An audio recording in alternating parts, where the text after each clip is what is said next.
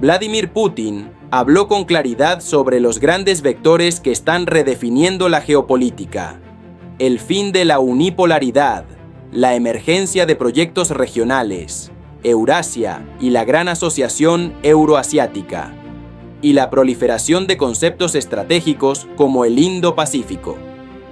En su intervención, subrayó que Asia rechaza la lógica de bloques. Defendió la idea de una estructura en red centrada en la ASEAN. Advirtió contra cualquier intento de contener a China, imposible por definición, y vinculó la estabilidad regional con la cooperación práctica entre potencias, incluida la reducción de tensiones entre Irán y Arabia Saudita.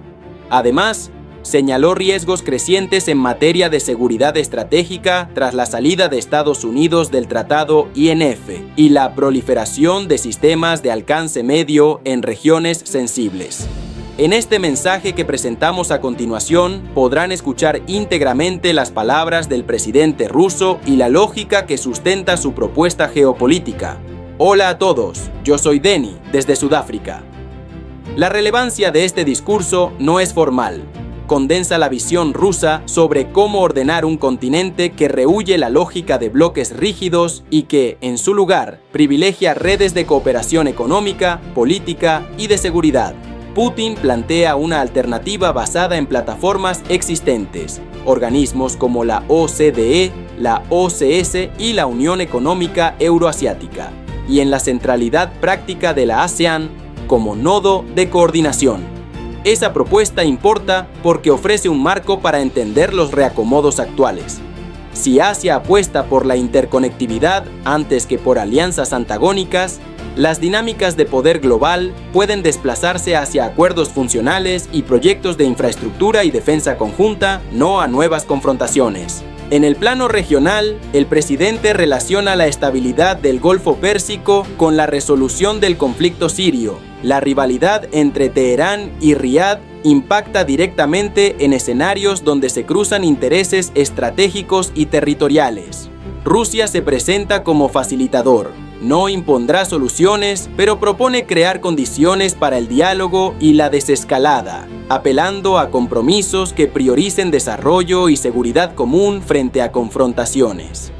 En materia de seguridad estratégica, Putin ofrece una lectura crítica de los últimos años. La retirada del Tratado INF, las pruebas de misiles y la instalación de sistemas de lanzamiento en regiones clave reducen la predictibilidad y aumentan el riesgo de respuestas simétricas. Rusia advierte que tales movimientos empeoran la seguridad en Asia y exige claridad sobre los lugares donde se desplegarán esos sistemas. Agradecerles por darme la oportunidad de hacer una pregunta. Mi primera pregunta es para el presidente Putin. Vladimir Vladimirovich, el mundo está atravesando grandes problemas tras el fin de la unipolaridad y en el transcurso de este proceso de transición hacia un nuevo orden mundial surgen varios conceptos nuevos. Eurasia, la Gran Eurasia y así sucesivamente. Y hay un concepto que abarca el Océano Índico y el Océano Pacífico, llamado Indo-Pacífico. Muchos dicen que este concepto fue desarrollado por Estados Unidos para contener a China, aunque el primer ministro indio, Narendra Modi, dijo recientemente que no es así y que el concepto Indo-Pacífico es completamente diferente. Es un sistema bastante abierto, cualquier país puede unirse. ¿Cuál es su opinión sobre este concepto? Vea, ya existen diferentes interpretaciones de este concepto. ¿Puedo hablar de nuestro concepto? Nuestro concepto consiste en no crear nuevos bloques, como ocurrió en Europa o el Atlántico Norte después de la Segunda Guerra Mundial. Hoy en día, en Asia Central, creo que la organización central sigue siendo la ASEAN.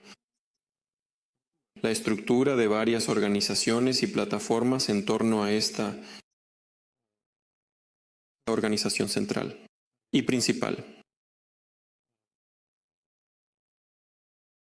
Existe el formato ASEAN +1 y así sucesivamente. La reunión de ministros de defensa de los países de la ASEAN. Si se crea una estructura en red de diversas organizaciones y su interacción entre sí, entonces se le puede llamar como se quiera. Pero si se intenta crear algún tipo de organizaciones de bloque, en mi opinión, en primer lugar, esto es ajeno a Asia en general y al estado actual de las cosas en Asia. En segundo lugar, es poco probable que esto se logre, porque conozco el sentir de muchos de nuestros amigos en Asia. No quieren unirse a ningún bloque, sea contra quien sea. Quieren crear una red así. Una situación de cooperación en diferentes ámbitos y, como mencioné en mi intervención de hoy, para que, teniendo en cuenta los intereses de cada uno, se busquen compromisos, se encuentren y se avance juntos, hacia adelante. No quieren verse involucrados en enfrentamientos entre algunos estados y mucho menos desean participar en ningún tipo de bloques. Bueno, esa es la primera parte. Y la segunda se refiere a los intentos de contener a China. Creo que eso es imposible por definición. Y si alguien intenta hacerlo, quien lo haga se dará cuenta de que es imposible. Y en el transcurso de esos intentos, sin duda, se causará daño y perjuicio a sí mismo. En cualquier caso, considero que tal posible desarrollo de los acontecimientos es destructivo y perjudicial. Y la unión de esfuerzos para crear un ambiente de cooperación amistosa y la búsqueda de sistemas de seguridad comunes para todos. Eso es en lo que debemos trabajar juntos, incluyendo, por supuesto, a uno de los países más cercanos a nosotros en el mundo, en general en Asia y más aún la India.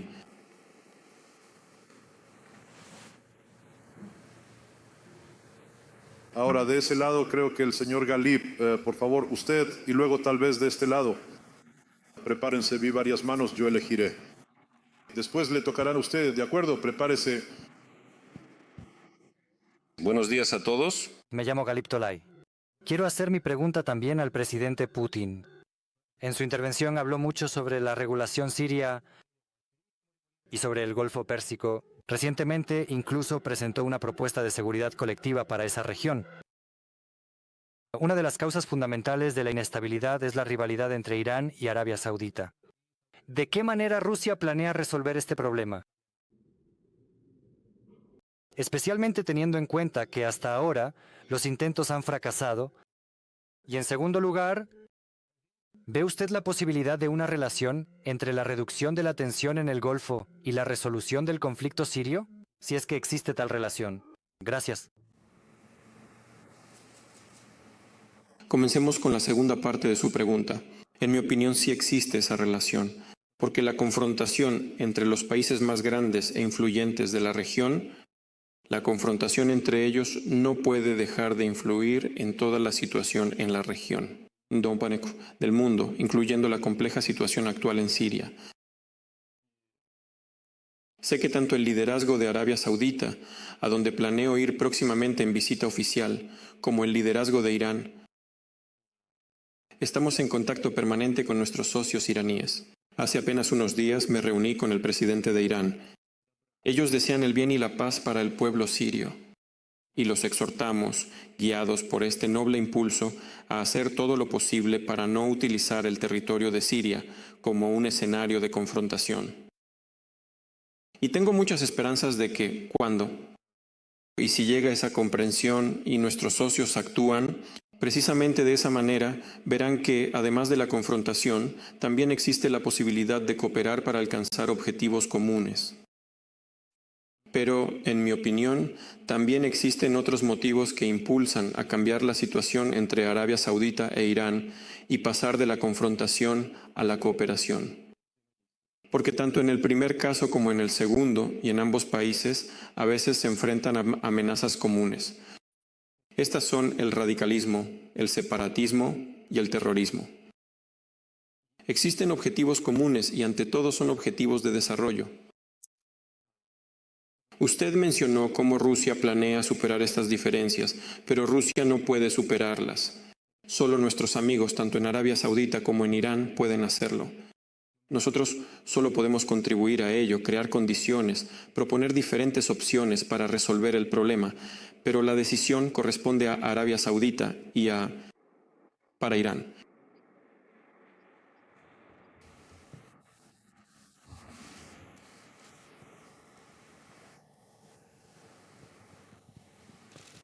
Gracias. Por favor, te lo doy. ¿Palabra? Muchas gracias, profesor Langbin. También tengo una pregunta para el presidente Putin. Yo vengo del este. Mi pregunta está relacionada con lo dicho por mi colega de la India.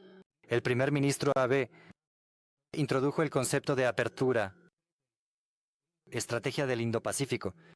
El objetivo, su idea consiste en la interconectividad. Por eso me complace mucho escuchar que usted mencionó esta interconectividad en su discurso, señor presidente.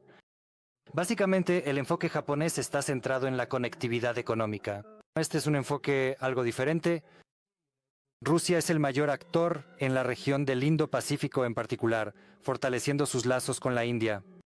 Por eso nosotros también esperamos que una estrategia Indo-Pacífica similar sea presentada también por la parte rusa, porque Francia ya incluso ha presentado una. Así que ¿tiene usted una visión de una estrategia Indo-Pacífica rusa? Usted dice, incluso Francia ha presentado una. No entiendo ese comentario. ¿Por qué incluso? Francia es una gran potencia, miembro permanente del Consejo de Seguridad, piensa a nivel global y propone soluciones globales. Soluciones a problemas globales. No hay nada sorprendente en ello. Pero en lo que respecta a Rusia, puedo explicar nuestra posición una vez más. Mire, Japón propone una estrategia de desarrollo Indo-Pacífica. En Rusia y otros países, los contactos se están desarrollando activamente en el marco de la Organización de Cooperación de Shanghái, que ha demostrado ser muy eficaz. Esta organización comenzó su labor con tareas bastante primitivas, resolviendo cuestiones sencillas. Por ejemplo, la delimitación fronteriza tras la disolución de la Unión Soviética con China. Todo salió muy bien y seguimos avanzando cada vez más. Ahora aparecen allí cada vez más miembros nuevos. Existe un deseo por parte de muchos países de la región de sumarse al trabajo de esta organización. El proyecto chino ya ha sido mencionado aquí. Una franja y una ruta. También hablamos de la Unión Económica Euroasiática. Todo esto está muy cerca en espíritu, en objetivos, y vemos que todo es factible y compatible. En mi opinión, si unimos los esfuerzos de las distintas estructuras, organizaciones e incluso conceptos ya existentes y creamos una estructura en red para la interacción de todas estas direcciones y estructuras ya existentes, entonces podemos llegar a lo que ya he mencionado en varias ocasiones, una gran asociación euroasiática. ¿Debe institucionalizarse de alguna manera en un futuro próximo? Es poco probable que sea en un futuro próximo, pero sí es totalmente posible crear condiciones favorables para la cooperación. Después se pueden desarrollar algunas formas y fórmulas de comportamiento y cooperación conjunta, organizativas. Pero si aspiramos a una interacción democrática, teniendo en cuenta los intereses de los demás y respetando las particularidades de cada uno, entonces creo que lograremos el resultado de desarrollo que todos necesitamos. Ya tengo muchos nombres anotados. Les pido que no se ofendan si tal vez no puedo dar la palabra a todos, pero lo intentaremos. Ahora, Sergei Lusianin. En cualquier caso, seguiremos el orden de los anotados. Tengo a Sergei. Sergei Lusianin, Instituto de Lejano Oriente, Academia de Ciencias de Rusia. Respetado Vladimir Vladimirovich, todos sabemos que este año es un año de aniversario tanto para nosotros como para China. Se cumplen 70 años de la fundación de la República Popular China y 70 años del establecimiento de relaciones diplomáticas entre nuestros países. Aquí, en el marco del Club Valdai, ya hemos felicitado a nuestros amigos y socios chinos. Nuestra asociación ha alcanzado un nivel muy alto. En este sentido, tengo una pregunta. Entonces, ¿qué oportunidades que ya se están implementando con éxito en el marco de la asociación ve usted en beneficio de ambos países? ¿Y en qué áreas de nuestra asociación tal vez aún no hay una plena integración o por razones objetivas todavía no existe un formato completo de cooperación? Es decir, ¿qué nos queda por hacer? Es decir, los logros y las oportunidades del futuro. Gracias. En cuanto a los logros, son evidentes. En primer lugar, tenemos un nivel de confianza y cooperación sin precedentes. Se trata de una relación de alianza, en el pleno sentido de una asociación estratégica multifacética. Esto se refleja en la economía. Estamos incrementando el volumen de comercio a un ritmo acelerado. Como saben, el año pasado alcanzó los 108.000 millones de dólares, aunque planeábamos lograrlo dentro de un par de años. Ahora avanzaremos hacia la marca de los 200.000 millones. ¿Las estructuras se están diversificando? Sí, por supuesto. El 70% de nuestra parte son portadores de energía y otros productos similares. Pero eso es natural. Nosotros tenemos ese producto y China lo necesita. Eso no significa en absoluto que no estemos trabajando en otros tipos, otras producciones, otras áreas de cooperación económica. Ya hemos construido 4 bloques en Tianguán. La central nuclear es una cooperación de alta tecnología y estamos trabajando en otros 4 bloques más. Es un volumen de trabajo serio, grande, simplemente colosal. Estamos trabajando en un avión de fuselaje ancho, de largo alcance y en un helicóptero pesado. Y todo esto se hará, ni siquiera lo dudo. Trabajamos activamente en el espacio. En la agricultura seguimos expandiéndonos cada vez más. Ni siquiera podemos cubrir las necesidades de China, por ejemplo, en soja. Ellos están dispuestos a comprarnos todo lo que podamos producir, pero nosotros mismos no estamos preparados para eso. Aquí está, en parte, la respuesta a su pregunta sobre dónde aún no hemos hecho suficiente. Aquí podríamos haber aprovechado la oportunidad, y perdón por la expresión sencilla, haber ganado dinero con esto. Nuestros agricultores podrían hacerlo, pero por ahora no son capaces. Simplemente no estamos preparados para tal volumen. No hay tierras preparadas y no se han hecho las inversiones de capital correspondientes.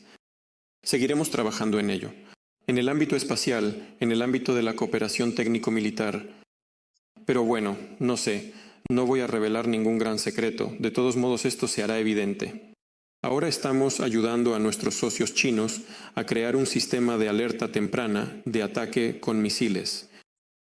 Esto es algo muy serio, que aumentará de manera fundamental y radical la capacidad de defensa de la República Popular China. Porque actualmente solo Estados Unidos y Rusia tienen un sistema así. Nos dedicamos de manera muy estrecha y profunda a las cuestiones de cooperación humanitaria. Ahora no voy a enumerarlo todo. Y la cooperación regional también se encuentra a un nivel muy alto. No estoy hablando ahora de la infraestructura, que se está desarrollando, la infraestructura conjunta. Pero las provincias fronterizas de China y las correspondientes entidades de la Federación Rusa en el Lejano Oriente cooperan muy bien entre sí.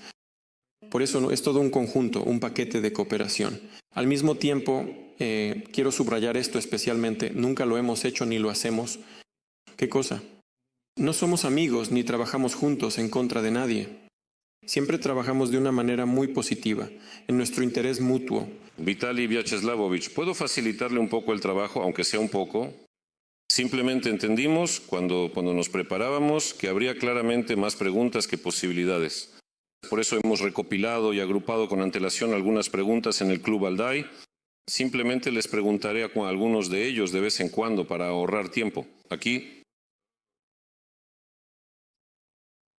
Has hablado mucho sobre este tema, pero sin embargo parece que todavía hay demanda. Durante el último año se han producido numerosos acontecimientos en el ámbito de la estabilidad nuclear. Son tan multidireccionales. Por un lado, Estados Unidos se retiró del tratado INF. Hubo muchas discusiones al respecto y se acusó a Rusia. Por otro lado, después de esto, el señor Bolton, quien fue el principal defensor de la retirada, perdió su trabajo. Y el presidente Trump, en general, con esto señaló aparentemente algo diferente. La discusión sobre el tratado START sigue siendo poco clara. No se sabe en qué dirección. Hace un año estábamos sentados aquí en este escenario con usted y entonces usted dijo una frase muy llamativa, que en caso de Dios no lo quiera, una agresión nuclear, los agresores morirán y nosotros iremos al paraíso. ¿En este año nos hemos acercado más al borde? Siempre estamos exactamente igual de cerca, señor, en todo momento. y Él decidirá dónde estaremos después de que termine nuestro camino terrenal. Pero por supuesto, la situación no ha mejorado. Ha empeorado debido a la salida de Estados Unidos del Tratado sobre Misiles de Alcance Medio y Corto. Eso es evidente para todos. Ahora estamos esperando la próxima decisión. Es más, creo que el hecho de que todo sucedió tan rápido. Después del anuncio de la salida, Estados Unidos probó un misil de alcance medio basado en tierra, lo que indica que ya llevaban tiempo trabajando en ello. Tareas así no se resuelven tecnológicamente en un par de meses.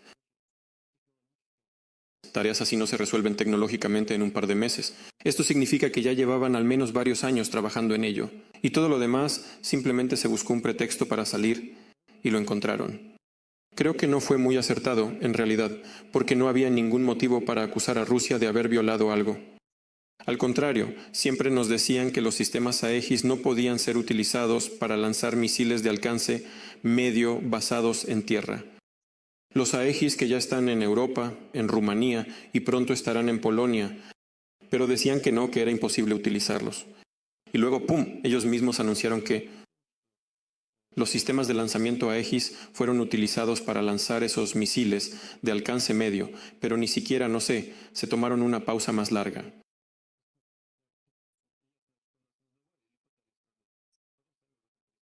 Bueno, no importa, el asunto no es ese, sino que la situación no ha mejorado. Entonces, teniendo en cuenta este agravamiento, dijimos de inmediato, yo lo dije enseguida, que haríamos lo mismo, pero anunciamos de antemano que no desplegaríamos misiles en ese marco. Si llegamos a tener misiles de alcance medio basados en tierra en esas regiones, será solo hasta que en esas regiones aparezcan sistemas de fabricación estadounidense. Bueno, lo dije como 5 veces. Nadie reacciona. Ni en Estados Unidos han reaccionado hasta ahora, ni en Europa. Como si se hubieran quedado sordos. No escuchan. Ustedes entienden, aquí hay muchos especialistas. No hace falta explicarlo. Lo dije 1, 2, 5 veces. ¿Cuántas veces más hay que decirlo? Silencio, ninguna reacción. Pero luego, de repente, escuchamos de los militares estadounidenses que el primer paso en esa dirección se dará precisamente en Asia. Pero eso nos afecta porque hay que entender dónde en Asia, si eso alcanzará territorio ruso o no. Y por cierto, enseguida queda claro cuál fue la causa principal de la salida. No fue Rusia ni unas supuestas violaciones míticas.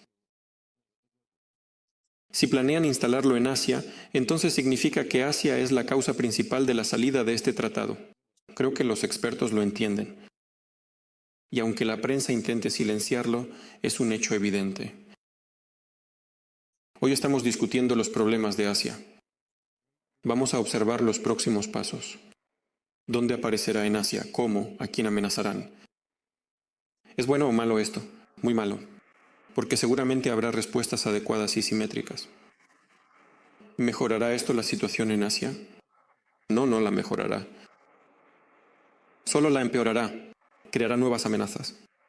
Pero tengo muchas esperanzas de que, mientras no se hayan tomado decisiones definitivas, aún existen ciertas posibilidades para resolver esta situación.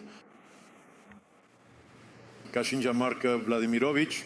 Y si le trasladamos esta pregunta a usted, ¿podría decir algunas palabras sobre este tema? Sobre la cuestión de Fedor Lufian. ¿Sobre quién estará más cerca de Dios? No, sobre...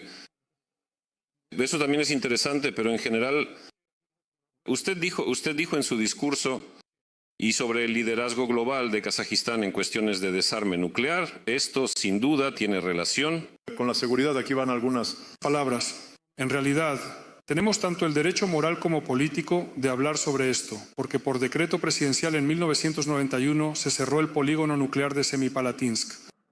Y desde entonces hablamos sobre la importancia del desarme nuclear. Al mismo tiempo entendemos que, por supuesto, este problema es muy complejo. De hecho, el Tratado de No Proliferación Nuclear de 1968 no funciona. Han surgido estados nucleares de facto, han aparecido los llamados estados umbral. Pero de todos modos, por supuesto, hay que aspirar a un mundo sin armas nucleares. Y por eso Kazajistán fue y sigue siendo partidario precisamente de ese tipo de mundo. Todo lo demás, por supuesto, depende de los miembros del club nuclear, de aquellos estados que quieren convertirse en potencias nucleares. Pero poseer armas nucleares en el mundo actual no es garantía de seguridad y mucho menos de prosperidad económica. A veces es mejor no tener armas nucleares, pero atraer más inversiones a su economía, mantener y desarrollar buenas relaciones con todos los países del mundo, lo que Kazajistán hace en la práctica. Saddam Hussein también lo pensaba. Bien. De hecho, probablemente sería correcto que ahora le cediéramos la palabra a nuestro invitado ucraniano, el colega Pogrebinsky, porque este tema es muy interesante. Muchas gracias. Ya nos hemos desviado un poco de la agenda. Voy a continuar con este tema. Soy de Ucrania y nuestro país está atravesando tiempos difíciles. Quiero hacerle una pregunta a Vladimir Vladimirovich. Y todos sabemos que este año hubo un gran ciclo electoral. Se renovaron tanto el poder legislativo como el ejecutivo en nuestro país. Basándonos en estas elecciones y encuestas, se puede ver que la opinión pública ha formulado una demanda estable de una solución pacífica para el este del país. Y el nuevo gobierno ya está intentando dar los primeros pasos, aunque sean tímidos.